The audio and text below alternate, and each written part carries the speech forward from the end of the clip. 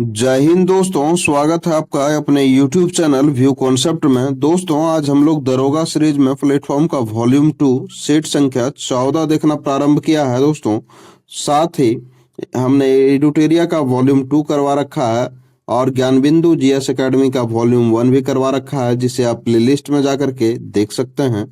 तो चलिए शुरू करते हैं दोस्तों, सेट संख्या 14। तो पहला प्रश्न है कि नीचे दिए गए कथनों पर विचार करना है। अभिकथन ये दिया हुआ, उसके कारण भी दिए हुए हैं। तो अभिकथन ये कहता है कि श्वास नली जो कि ट्रैकिया है की भित्ति जो है सो सी आकार के उपास्थि यानी कि वलयों द्वारा समर्थित होती है। तो यह बात हमारा सही है और ये वलय यह सुनिश्चित करते हैं कि वायु की अनुपस्थिति में जो श्वास नली चिपक ना जाए, इस वजह से यह सी आकार का होता है। यह भी कारण हमारा अभिकथन का, यह भी कारण हमारा सही है। यह तो हमारा ए और आर दोनों सही है और आर जो है सो ये की सही व्याख्या भी कर रहा है। तो हमारा ऑप्शन नंबर ए इसका सही उत्तर है। अगले प्रश्न पे चलते हैं दोस्तों। तो अगला प्रश्न है हमारा कि कॉलम ए जो कि वीरकानु के भाग हैं और कॉलम बी जो कि उसके द्वारा किया जाने वाला कार्य है ना, मुख्य कार्य है, तो उसको हमको सुमेलित करना है। तो हम लोग देखते हैं, तो इसमें से देखते हैं दोस्तों। तो इसका सही उत्तर है कि कोशिका गुच्छ, उसका कार्य क्या है। तो हम लोग जानते हैं कि रक्त दाब का निस्यंदन करता है, ऑप्शन नंबर 2। दूसरा है कि समीपस्थ संवलित, इसका जो सो कार्य है कि अधिकांश जो आवश्यक पदार्थ होता है का चयनात्मक पुनर्शोषण करना, है ना। दूसरा है कि हेनले लूप, इसका कार्य क्या है, तो मूत्र को सांद्रित करने में जो सो मदद करता है। अगला है कि दूरस्थ संवलित नलिका, इसका कार्य है कि आयनों का श्रवण और पीएच का नियमन, है ना। अतः ए का 2, बी का 1, यह जो है सो हमारे ऑप्शन नंबर ये में जो है सो इसका सही उत्तर है। अगला प्रश्न है कि एक पारिस्थितिकी तंत्र के अजैव घटकों में कौन सा शामिल है। तो इसमें हम लोगों को देखना है कि यह हमारा मृदा शामिल है ना, कवक शामिल नहीं है, और हमारा सूर्य का प्रकाश शामिल है और तापमान शामिल है ना। तथा हमारा 1, 3 एंड 4 शामिल है। ऑप्शन नंबर सी इसका सही उत्तर है। अगला प्रश्न पे चलते हैं कि अधिकांश जीवों में जो अनुवांशिकी सूचना का वाहक और संग्राहक अणु कौन सा है, तो वह है डीएनए यानी कि deoxyribonucleic acid, option number C. अगला प्रश्न है कि भोजन निगलते समय कौन सी संरचना भोजन को श्वास नली, है ना, वाइंड पाइप में जाने से रोकती है। तो इसका सही उत्तर है कि एपिग्लॉटिस, ऑप्शन नंबर बी। अगला प्रश्न है कि 21वें जो है सो विश्व पुलिस गेम्स 2025 में बिहार की जो सपना कुमारी हैं को कितने जो है सो स्वर्ण पदक जीती हैं। तो 2 स्वर्ण पदक जीती हैं बिहार की सपना कुमारी। और राष्ट्रीय जन सहयोग और बाल विकास संस्थान का नया नाम किनके नाम पर रखा गया है, तो वह है सावित्री बाई फुले के नाम पर रखा गया है। अंतर्राष्ट्रीय रॉकेट इंजीनियरिंग प्रतियोगिता जो है 2025 का आयोजन कहाँ किया गया है, तो अमेरिका में किया गया है। अगला प्रश्न संख्या 9 पे चलते हैं हम लोग। तो प्रश्न संख्या 9 है, select the correct direct from the given sentences. तो इसमें हम लोग देखते हैं कि Shyam asked me how I had persuade his sister. तो इसका सही उत्तर है कि how did you persuade my sister, Shyam asked me. Option number B इसका ऑप्शन नंबर डी इसका सही उत्तर है। अगले प्रश्न पे चलते हैं। तो अगला प्रश्न है कि select the opinion that expresses the given sentence in passive voice. ठीक है, तो पेसिव वॉइस में जो है बदलना है। तो हु स्टोल माय टिकट्स, तो इसका सही उत्तर होगा by whom were my tickets stolen, option number D. अगला प्रश्न है कि भारतीय संविधान के किस अनुच्छेद के अंतर्गत भारत का राष्ट्रपति संघीय मंत्रिपरिषद की सलाह मानने को बाध्य है। तो यह है अनुच्छेद 74। अगला प्रश्न है दोस्तों कि स्वतंत्र भारत के प्रथम मंत्रिमंडल में विधि मंत्री कौन बने थे। तो बी आर अम्बेडकर जो है सो विधि और कानून मंत्री थे। ऑप्शन नंबर सी इसका सही उत्तर है। अगला प्रश्न है कि भारतीय संविधान की प्रस्तावना में उल्लेखित जो धर्मनिरपेक्ष सेकुलर शब्द है के संबंध में निम्नलिखित में से कौन सा कथन सही है ना। तो इसके सही कथन को देखते हैं। तो यह प्रस्तावना में जो है सो 42वें संविधान संशोधन अधिनियम द्वारा जोड़ा गया था, यह बात तो हमारा सही है। यह शब्द प्रस्तावना में 44वां संविधान अधिनियम द्वारा जोड़ा गया था, 44वां नहीं दोस्तों, 42वां, या ऊपर ही हम लोग चर्चा कर चुके हैं। यह शब्द 1976 में जो सो प्रस्तावना में जोड़ा गया था, यह बात सही है। यह शब्द मूल संविधान में था, तो मूल संविधान में रहेगा ही दोस्तों, तो फिर संशोधन करके जोड़ने की आवश्यकता क्या है? या तो हमारा 4 नंबर बी ऑप्शन गलत है, या तो हमारा 1 और 3 ऑप्शन सही है, यानी कि ऑप्शन नंबर ए इसका सही उत्तर है। अगला प्रश्न है कि मुख्यमंत्री की नियुक्ति जो राज्यपाल के द्वारा किया जाएगा, इस बात का उल्लेख भारतीय संविधान के किस अनुच्छेद में है? तो वह अनुच्छेद है 164 में। 92वां जो है संविधान संशोधन अधिनियम 2003 द्वारा भारतीय संविधान की 8वीं अनुसूची में कितनी भाषाओं को जोड़ा गया है? तो इसका सही उत्तर है 4 भाषा को जोड़ा गया है। अगला प्रश्न है कि किस सांसद की आहर्ता यानी कि आहर्ता दोस्तों यानी कि डिस्क्वालिफिकेशन संबंधी किसी विवाद का जो है निर्णय कौन करता है? तो इसका सही उत्तर निर्वाचन आयोग के सलाह पर जो है राष्ट्रपति करते हैं।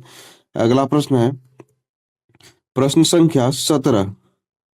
तो प्रश्न संख्या 17 को देखते हैं कि भारतीय संविधान सभा में निम्नलिखित में से किसे अपना उपाध्यक्ष निर्वाचित किया गया था? तो इसका सही उत्तर है एस.सी. मुखर्जी को। अगला प्रश्न है कि निम्नलिखित में से कौन राष्ट्रपति के प्रसाद पर्यंत पद जो है धारण करता है? तो इसका सही उत्तर है उपयुक्त में से कोई नहीं, है ना। अगला प्रश्न है कि ग्रीनविच जो है सो रेखा किस महादेश या महादेशों से होकर के गुजरती है? तो इसका सही उत्तर है यूरोप और अफ्रीका दोनों से ग्रीनविच रेखा गुजरती है। अगला है कि निम्न में से कौन सी जल संधि दक्षिण चीन सागर को अंडमान सागर से जोड़ता है? तो इसका सही उत्तर है कि मलक्का जल संधि द्वारा भी जुड़ता है और जोहर जल संधि द्वारा भी जुड़ता है। यह तो हमारा ऑप्शन नंबर सी इसका सही उत्तर है। अगला प्रश्न है कि एक समान स्थलीय पारिस्थितिकी तंत्र में जैव भार का पिरामिड जो है सो किस पोषी स्तर पर सबसे चौड़ा यानी कि अधिकतम होता है? तो इसका सही उत्तर है उत्पाद स्तर पर अधिकतम होता है, प्रोड्यूसर स्तर पर अधिकतम होता है।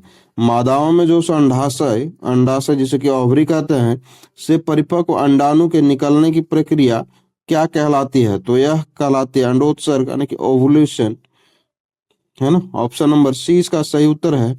अगला प्रश्न है कि कौन सा पादप हार्मोन की प्रसुप्ति, है ना, डोरमेनेंसी को तोड़ने और तने के दीर्घीकरण, है ना, को बढ़ावा देने के लिए जाना जाता है? तो वह है ऑप्शन नंबर बी यानी कि जिब्रेलिन, जो कि कोशिका को बढ़ावा देता है। अगला प्रश्न है कि कोशिका का कौन सा अंगक जो कि लिपिड के संश्लेषण और स्टेरॉयड हार्मोन के उत्पादन और दवाओं के निर्विषीकरण में शामिल होता है? तो इसका सही उत्तर है चिकनी अंतःद्रव्य जालिका, ऑप्शन नंबर बी। अगला प्रश्न है दोस्तों, है ना, अगला प्रश्न बोलता है कि निम्नलिखित विद्युत चुंबकीय विकिरणों यानी कि इलेक्ट्रोमैग्नेटिक रेडिएशंस को उनकी ऊर्जा के बढ़ते क्रम में व्यवस्थित करना है। तो हम लोग देखते हैं इसका क्या सही उत्तर होता है। तो रेडियो तरंग का जो है सो सबसे बढ़ते हुए क्रम में अवस्थित करना, यानी कि जो सबसे कम है उससे फिर जो है सो जो अधिक है, फिर उससे अधिक है, फिर जो सबसे अधिक है, इस तरह से, है ना। तो रेडियो तरंग का इसमें चरण 1 में आएगा, है ना। और उसके बाद हम लोग देखते हैं तो हमारा जो है सो माइक्रोवेव दूसरे स्थान पर आएगा, फिर तीसरे स्थान पर हमारा दृश्य प्रकाश आएगा और चौथे स्थान पर हमारा एक्सरे आएगा, है ना। तीसरे स्थान पे हमारा कौन आया था? दृश्य प्रकाश, ठीक है। और चौथे स्थान पे हमारा एक्सरे आया था।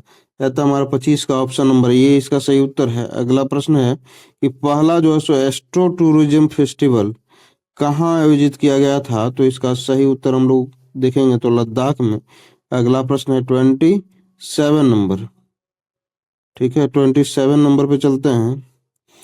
तो है कि भारत सतत विकास लक्ष्य एसडीजी सूचकांक में किस स्थान पर है? दोस्तों हमने सूचकांक से भी संबंधित प्रश्न करंट अफेयर के महत्वपूर्ण टॉपिक में करवा रखा है, जिसे आप प्लेलिस्ट में जाकर के देख सकते हैं। हमने बार बार देखा है कि सूचकांक से जरूर ही 1 से 2 प्रश्न पूछे जाते हैं, तो आप उसे अवश्य जाकर के देख लें। तो इसका सही उत्तर हम लोग देखेंगे दोस्तों कि सतत विकास लक्ष्य सूचकांक में भारत का स्थान है 99वां, ऑप्शन नंबर डी। अगला प्रश्न है कि किस राज्य सरकार द्वारा हेजिंग हेजिंग डेस्क पहल की शुरुआत की गई है? तो इसका सही उत्तर है महाराष्ट्र सरकार द्वारा। जो स्त्री सूर्य भी ना देख सके के लिए एक शब्द कौन सा होगा? तो वह है यह सूर्य पश्या, ऑप्शन नंबर बी। गरल शब्द का विलोम शब्द जो है सो क्या होगा? तो यह इसका विलोम शब्द होगा पीयूष, ऑप्शन नंबर बी। सॉरी, पीयूष नहीं दोस्तों, गरल शब्द का जो है सो विलोम पूछा गया तो यह सुधा होगा, ऑप्शन नंबर डी। छोटा नागपुर की सबसे ऊंची चोटी निम्नलिखित में से कौन सी है ना? तो इसका सही उत्तर है पारसनाथ की पहाड़ी है, ऑप्शन नंबर ए। पूर्वोत्तर भारत में जो नौकरी जो चोटी है किस राज्य में अवस्थित है? तो यह मेघालय में अवस्थित है। अगले प्रश्न पे हम लोग चलते हैं दोस्तों कि अब्दुल कलाम द्वीप जो है किस राज्य के तट के निकट जो है सो अवस्थित है? तो वह राज्य है उड़ीसा। नेपाल हिमालय किन दो नदियों के बीच अवस्थित है? तो वह है काली और तीस्ता नदी के बीच अवस्थित। सियाचिन ग्लेशियर जो है हमारा का विकास निम्न में से किस पर्वत श्रेणी में हुआ है? तो इसका सही उत्तर है ट्रांस हिमालय में हुआ है। अरावली पर्वत और मालवा के पठार के बीच निम्न में से कौन सा अवस्थित है? तो मेवाड़ का पठार अवस्थित है। कंपोज घास का जो मैदान है के संबंध में निम्नलिखित में से कौन सा कथन सत्य है? तो हम लोग जानते हैं कि कंपोज घास का मैदान एक उष्णकटिबंधीय घास का मैदान है जो दक्षिणी अमेरिका महादेश में अवस्थित है, ऑप्शन नंबर ए। पावना विद्रोह कब और कहाँ हुआ था? तो हम लोग जानते हैं कि यह विद्रोह 1873 से 76 में बंगाल में हुआ था, ऑप्शन नंबर ए। सर्जेंट योजना कब और किस विषय से संबंधित योजना थी? तो हम लोग जानते हैं कि यह शिक्षा से संबंधित योजना थी और इसे 1944 में लाया गया था। सुभाष चंद्र बोस ने कब और कहाँ स्वतंत्र भारत की अस्थायी सरकार की जो है स्थापना की थी? तो हम लोग इसका सही उत्तर जानते हैं कि सिंगापुर में किया गया था 1943 ईस्वी में, ऑप्शन नंबर ए। अगला प्रश्न पे चलते हैं। इसमें दिया हुआ पॉलीमर्स के बारे में। तो पॉलीमर्स बहुलकों के संबंध में निम्नलिखित में से कौन सा कथन सत्य है को देखना है। तो टेफ्लॉन जो कि उपयोग हम लोग बर्तन में नॉन स्टिक परत चढ़ाने के लिए किया जाता है, यह बात हमारा सही है। प्राकृतिक रबड़ जो होता है यह आइसोप्रीन का जो है सो क्या होता है? बहुलक होता है, यह भी बात हमारा सही है। यानी कि एक और दो दोनों अभी तक सही है दोस्तों। तीसरे पे चलते हैं हम लोग। तो तीसरा हमारा दिया हुआ है कि नाइलॉन नाइलॉन 66 एक संघनन बहुलक है, तो यह भी बात हमारा सही है। और पीवीसी एक थर्मोस्टेटिंग प्लास्टिक है, यह बात गलत है दोस्तों। या तो हमारा एक और दो और तीन सही है, ऑप्शन नंबर सी इसका सही उत्तर है। अगला प्रश्न पे चलते हैं हम लोग। तो अगला प्रश्न हम लोगों का है कि एक रेडियोधर्मी समस्थानिक की अर्ध आयु जो है 20 दिन है। यदि एक समस्थानिक के 80 ग्राम से शुरू करते हैं तो जो है सो 60 दिनों के बाद कितना शेष रहेगा? तो इसका सही उत्तर हम लोग देखेंगे तो है 10 ग्राम, ऑप्शन नंबर सी, है ना। अगला प्रश्न है दोस्तों कि एक गैल्वेनिक सेल जैसे डेनियल सेल कहा जाता है ना। गैल्वेनिक सेल जैसे डेनियल सेल में इलेक्ट्रॉनों का प्रवाह जो है बाह्य परिपथ में किस दिशा में होता है? तो एनोड से कैथोड की ओर होता है, ऑप्शन नंबर 20 का सही उत्तर है। अगला प्रश्न है कि ज्वाला परीक्षण यानी कि फ्लेम टेस्ट के दौरान एक लक्षण जो कि बुनसेन बर्नर की जो है ज्वाला को किरमिज लाल, है ना, रंग प्रदान करता है, लवण में कौन सा धातु आयन उपस्थित होने की संभावना है? तो इसका सही उत्तर है स्ट्रोंटियम, ऑप्शन नंबर सी। निम्नलिखित में से कौन सा एक गैर मादक पीड़ाहारी, है ना, है औषधि है का उदाहरण है? तो इसका सही उत्तर है एस्पिरिन, है ना, जो कि जो है सो पीड़ा को हरने वाला औषधि है। केंद्रीय गृह मंत्री अमित शाह ने किस शहर में राष्ट्रीय हल्दी बोर्ड मुख्यालय की उद्घाटन किया है? तो इसका सही उत्तर है तेलंगाना में। अगला प्रश्न है कि अंतर्राष्ट्रीय क्रिकेट के तीनों प्रारूप, है ना, टेस्ट, वनडे और T20 में शतक लगाने वाली जो है सो पहली भारतीय महिला क्रिकेटर कौन बनी है? तो वह है स्मृति मंधाना। किस राज्य सरकार द्वारा सीएम फ्लाइट योजना शुरू की गई है? तो इसका सही उत्तर है असम सरकार द्वारा। अगले प्रश्न पे चलते हैं। तो ये सब गणित के प्रश्न हैं। किस जैन तीर्थंकर का प्रतीक जो है सो शंख है? शंख जो है सो किस जैन तीर्थंकर का प्रतीक है? तो अरिष्ट नेमि का है। और मौर्य प्रशासन में प्रांत के प्रशासनिक इकाई को क्या कहा जाता था? तो यह चक्र कहा जाता था। और पाषाण कालीन स्थल जो कि भीमबेटका है किस राज्य में अवस्थित है? तो यह है मध्य प्रदेश में, ऑप्शन नंबर बी। अगला प्रश्न है कि तंजौर के बृहदेश्वर मंदिर का निर्माण जो है सो किस चोल शासक ने कराया था? तो इसका सही उत्तर है राजराज प्रथम ने। अगला प्रश्न है कि प्रश्न संख्या 55 पे है ना, कि आयताकार जो है अग्निवेदी का जो साक्ष्य है सिंधु घाटी सभ्यता के निम्नलिखित स्थल में से है ना किस स्थल से प्राप्त हुआ है? तो कालीबंगा से प्राप्त हुआ है। भारतीय जीवन बीमा निगम जिसे कि एलआईसी कहते हैं की स्थापना किस वर्ष की गई? तो 1956 में। अगला प्रश्न है कि सेबी की स्थापना जो कि 1988 में किया गया है। सेबी की स्थापना, ऑप्शन नंबर ए। मानव गरीबी सूचकांक एचपीआई ह्यूमन पॉवर्टी इंडेक्स पहली बार कब जारी किया गया था? तो इसका सही उत्तर है 1997 में। अगला प्रश्न है कि उत्पादन वृद्धि तथा उसमें लगे आदानों यानी कि इनपुट्स के वृद्धि दर के बीच के अंतर को दर्शाने वाले अवधारणा का नाम निम्नलिखित में से कौन सा है? तो वह है सोलो रेसिड्यूल, ऑप्शन नंबर ये इसका सही उत्तर है। अगला प्रश्न है कि हार्ड करेंसी किसे कहते हैं? तो अधिक मांग वाली मुद्रा को हम लोग हार्ड करेंसी कहते हैं। सोनार है ना, सोनार का उपयोग करके जो समुद्र का हम लोग गहराई मापते हैं में शामिल चरणों को जो है सो सही क्रम में व्यवस्थित करना है। तो हम लोग इसका सही क्रम देखते हैं। तो ट्रांसमीटर जो है सो प्राश्रव्य तरंगों का उत्पादन और प्रसारण करता है, यह हमारा पहला जो है सो चरण है। दूसरा चरण में हम लोग क्या करते हैं? तो प्राश्रव्य तरंगें पानी में यात्रा करती है और समुद्र तल से परिवर्तित होती है, हमारा दूसरा चरण है। और डिटेक्टर परावर्तित प्रसारव तरंगों को ग्रहण करता है, हमारा तीसरा चरण है। और उपकरण प्रसारण और अभिग्रहण के बीच एक समय अंतराल के आधार पर गहराई की गणना करती है, हमारा चौथा चरण है। अतः हमारा देखा जाए तो ऑप्शन हमारा 1 नंबर इसका सही उत्तर है ना। अगला प्रश्न है दोस्तों कि निम्नलिखित में से कौन ऊर्जा के नवीकरणीय यानी कि रिन्यूएबल स्रोत माना जाता है? तो सौर ऊर्जा जो है नवीकरणीय ऊर्जा माना जाता है, पवन ऊर्जा भी नवीकरणीय ऊर्जा है, और भूतापी ऊर्जा भी हमारा नवीकरणीय ऊर्जा है। लेकिन प्राकृतिक गैस जो है नवीकरणीय ऊर्जा नहीं है दोस्तों, है ना। या तो हमारा 1, 2, 3 ऑप्शन नंबर सी इसका सही उत्तर है।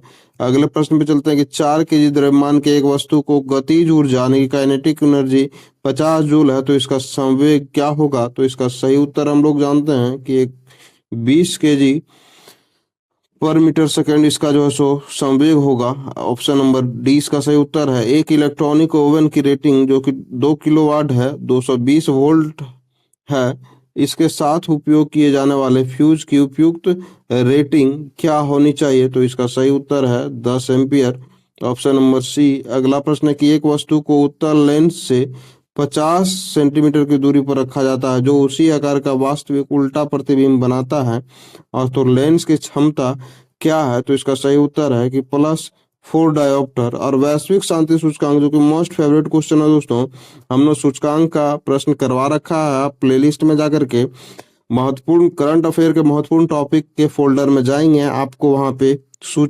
सूचकांक आपको दिखेगा। आप उस वीडियो को देखेंगे दोस्तों, उससे हर एक एग्जाम में प्रश्न पूछे जाते हैं, है ना। तो चलिए देखते हैं कि वैश्विक शांति सूचकांक 2025 में भारत की रैंकिंग क्या है? तो इसका सही उत्तर है 115वां, ऑप्शन नंबर 20 का सही उत्तर है। चलते हैं हम लोग 67 नंबर पे। तो 67 नंबर है दोस्तों कि संविधान की हत्या किस दिवस को मनाया जाता है ना। संविधान की हत्या किस दिवस को मनाया जाता है? तो इसका सही उत्तर है 25 जून को। संयुक्त राष्ट्र महासभा द्वारा वर्ष 2026 को अंतर्राष्ट्रीय महिला किसान वर्ष घोषित किया गया है। यह प्रस्ताव किस देश ने रखा था? तो इसका हम लोग सही उत्तर देखेंगे तो वह है संयुक्त राज्य अमेरिका। अगला प्रश्न है दोस्तों, अगला प्रश्न जो कि गणित का है हमारा, और अगले पे चलते हैं, वो भी गणित का है। अगला है, भारत विश्व बैंक समूह के कितने संस्थाओं का सदस्य है? तो वह है 4 संस्थाओं का सदस्य है। निम्न में से किन संस्थाओं को ब्रिटेन वुड्स के जुड़वा के नाम से जाना जाता है? 2 बार प्रश्न पूछा जा चुका है अभी तक दोस्तों। तो वह है IMF और IBRD। ऑप्शन नंबर ए इसका सही उत्तर है। अगला प्रश्न है कि एक कंपनी जो एक से अधिक देशों में उत्पादन का स्वामित्व रखती है या नियंत्रण करती है, यह कहलाती है, तो वह क्या कहलाती है दोस्तों? तो वह कहलाती है बहुराष्ट्रीय कंपनी, है ना, मल्टीनेशनल कंपनी। भारत में शुतुरमुर्ग किस काल में पाए जाते थे? तो पूरा पाषाण काल में। अगला प्रश्न है कि बंगाल में जो सुधारवादी आंदोलन तत्वबोधनी सभा के संस्थापक कौन थे? तो इसका सही उत्तर है देवेंद्रनाथ टैगोर। तंजावुर जो चतुष्क को किस प्राचीन शास्त्रीय नृत्य के पुनरुत्थान और संहिताकरण के लिए सर्वाधिक स्मरण किया जाता है दोस्तों? तो इसका सही उत्तर है भारतनाट्यम। Option number D. अगले प्रश्न पे चलते हैं कि भारत पाक युद्ध जो कि आर्थिक संकट के कारण कौन सी पंचवर्षीय योजना जो है सो बाधित हुई थी? तो इसका सही उत्तर है तृतीय पंचवर्षीय योजना। निम्नलिखित में से कौन सा मुख्य रूप से ईसाई समुदाय द्वारा मनाया जाता है? तो इसका सही उत्तर है गुड फ्राइडे, जो कि ईसाई लोग मनाते हैं। अगला प्रश्न है कि बांग्लादेश का राष्ट्रीय फल, है ना, राष्ट्रीय फल के बारे में पूछा जा रहा है, तो वह है कटहल। ऑप्शन नंबर बी इसका सही उत्तर है। अगला प्रश्न पे चलते हैं, प्रश्न क्या संख्या 80, है ना। तो इसमें से दिया हुआ कि निम्नलिखित में से कौन भारत में किसी राज्य की विधान परिषद में 1/6 सदस्यों को नामित करता है? तो वह है राज्यपाल। अगला प्रश्न पे चलते हैं दोस्तों हम लोग। तो अगला प्रश्न हम लोगों का क्या है कि एक समान चुंबकीय क्षेत्र में रखे जो है धारावाही चालक पर लगने वाले बल का क्या होता है यदि धारा की दिशा उलट दी जाए? तो बल की दिशा भी उलट जाती है ना। अगला प्रश्न है कि किसी पिंड का वेग समय ग्राफ जो है समय अक्ष के समानांतर एक सीधी रेखा है, यह क्या दर्शाता है? तो इसका हम लोग सही उत्तर देखेंगे तो पिंड एक समान वेग से गति कर रहा है, यही दर्शाता है। अगला प्रश्न है कि डेट्रिटिक्स जो खाद्य श्रृंखला है किससे जो है सो प्रारंभ होती है? तो इसका सही उत्तर हम लोग देखेंगे तो वह है मृत कार्बनिक कोशिकाओं से जो है सो प्रारंभ होती है। Option number C. अगला प्रश्न है कि आधुनिक जो है सो कृषि में फसल के स्वास्थ्य, पानी के तनाव और पोषक तत्वों की कमी के बड़े पैमाने पर मूल्यांकन करने के लिए ड्रोन और उपग्रहों द्वारा प्राप्त छवियों का उपयोग करके करने वाली तकनीक को क्या कहा जाता है? तो इसका सही उत्तर है सुदूर संवेदन यानी कि रिमोट सेंसिंग कहा जाता है दोस्तों। ऑप्शन नंबर सी, है ना, रिमोट सेंसिंग, सुदूर संवेदन। Option number C. अगला प्रश्न है कि पशु प्रजनन में जब एक ही नस्ल के बेहतर नर और बेहतर मादा के बीच संगम कराया जाता है तो इस प्रक्रिया को क्या कहा जाता है? जिसका उद्देश्य वांछनीय गुणों को समेकित करना है, लेकिन यह अंतः प्रजनन, अवसादन, है ना, इनब्रीडिंग डिप्रेशन का कारण भी बन सकता है।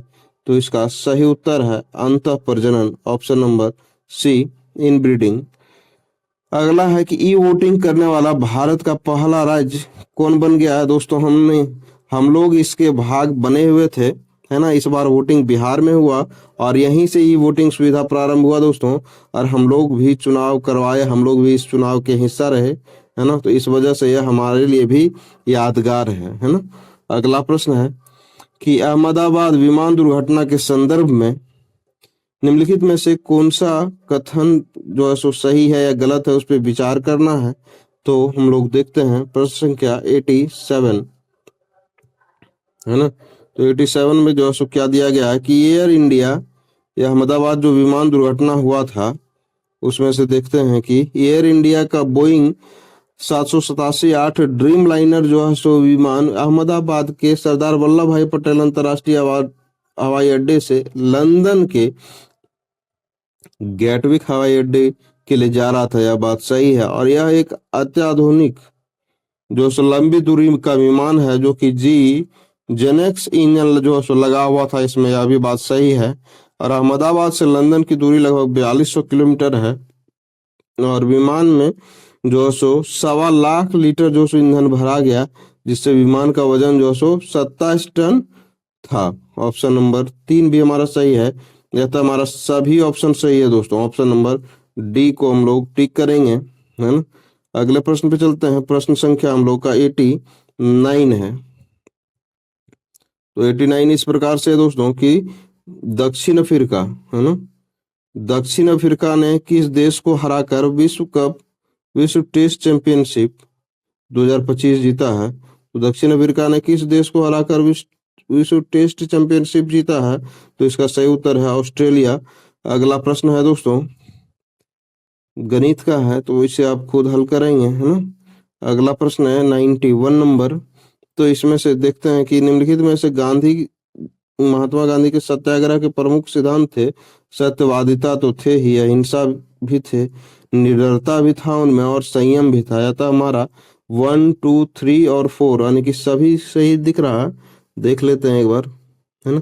4 नहीं दोस्तों, यह 4 संयम तो लास्ट में खो गया था, है ना। यह तो हमारा तीनों ऑप्शन हमारा सही है।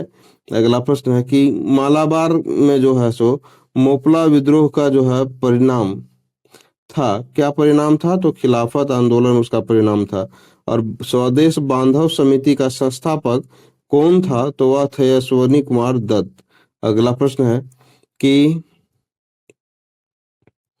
अगला प्रश्न है दोस्तों कि सूरत विभाजन 1907 के बाद जो है सो भारतीय राष्ट्रीय कांग्रेस पर किसका जो सो नियंत्रण हुआ। तो नरमपंथियों का जो सो नियंत्रण हो गया, है ना।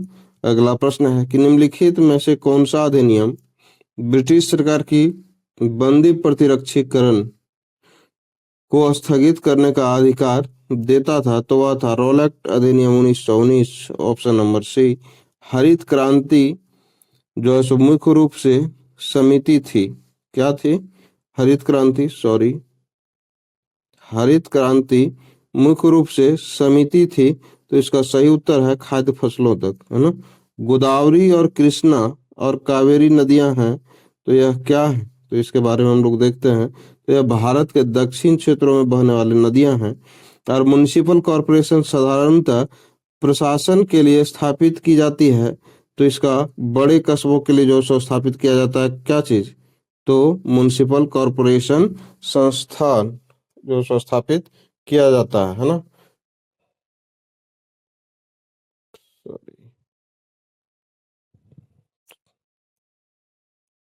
तो इसका सही उत्तर था दोस्तों, थोड़ा टेक्निकल एरर आ गया था।